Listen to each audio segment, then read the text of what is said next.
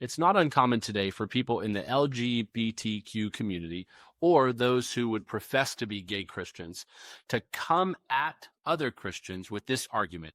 Hey, Jesus never said that homosexuality is a sin. I'm fine to be a, quote, gay Christian. As professing Christians, how should we think through this type of discussion? Well, first of all, it's never a really good idea to approach a subject like this with, well, Jesus didn't say it, therefore this must be true.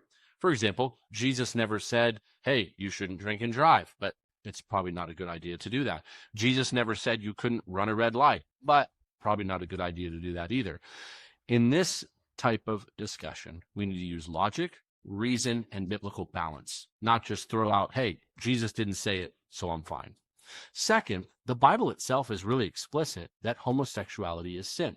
Paul the Apostle himself says in 1 Corinthians chapter 6, verse 9, that homosexuals will not inherit the kingdom of God. Now, he also includes other types of sin, for example, idolatry, adultery, and fornicators. So homosexuality is lumped in with that list. When you say, well, Jesus didn't say homosexuality is a sin, so I'm fine, you're actually pitting him against Paul, and that's not a great argument either. But third, and most importantly, I want to read you Jesus's view on marriage and gender, which then ties into the topic of sexual identity.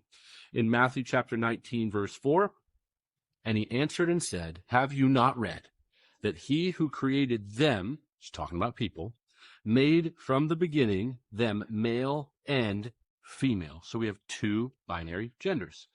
And said, for this reason, a man shall leave his father and his mother and be joined to his wife, and the two shall become one flesh. So they are no longer two, but one flesh. What therefore God has joined together, let no man separate.